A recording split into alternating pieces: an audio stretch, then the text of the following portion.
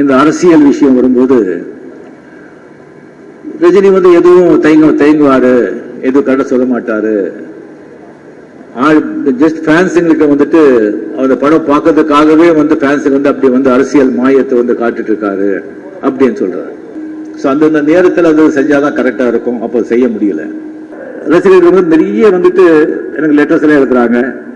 நாமளும் இப்படியே படம் பார்த்து ரசிகளா எப்படி இப்படியே இருந்துடுறதா, நாம எப்ப நம்ம முன்னேறது, நம்ம முன்னால பிறந்தவங்க எல்லாம் ஒயிட் ட்ரெஸ் போட்டு இனோவால போறாங்க, அந்த வண்டியில போறாங்க, இதுல போறாங்க, கவுன்சிலர் வராங்க, எம்எல்ஏ வராங்க, மினிஸ்டர் ஆகிறாங்க. நாம எல்லாம் எப்போ எப்படி ஆகுறது, நாம எப்போ பணம் சம்பாதிக்கிறது, நாம எப்போ 2-3 வீடு வாங்குறது அப்படிலாம் லெட்டர் எழுதுறாங்க. சில பத்திரிகைகளையும் பேட்டி கொடுக்குறாங்க.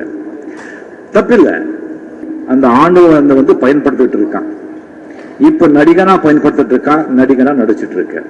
நாளைக்கு என்னமா பயன்படுத்துறானோ அவங்க என்ன பயன்படுத்தாலும் நியாயமா, உண்மையா, தர்மமா, மனசாட்சியோட பண்ற. இப்ப நடிகனா நான் எப்படி பண்ணிட்டு என்னுடைய கடனை செஞ்சுட்டு இருக்கேனோ, மக்களை மகிழ வைக்கணும், பணம் விஷயங்கள்ல அப்புறம் அதுக்காக பண்ணுவோம். அதே மாதிரி என்ன பொறுப்பு கொடுத்தா கூட நியாயமா, உண்மையா, சத்தியமா இருக்கும். அது எது என்னன்னு தெரியாது, அது கடவுள் கையில தான் இருக்கு. அப்படி ஒரு சூழ்நிலை ஏற்பட்டு நான் அரசியலுக்கு வர வேண்டிய சூழ்நிலை ஏற்பட்டால் அந்த மாதிரி ஆளுங்களை அந்த மாதிரி ஆளுங்களை கிட்ட கூட சேர்க்க மாட்டேன்,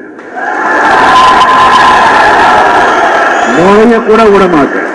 ஆக இப்போ ஒதுங்கிடுங்க, ஏன்னா ஏமாந்துடுவீங்க, ஒதுங்கிடுவீங்க அப்படின்னு சொல்லி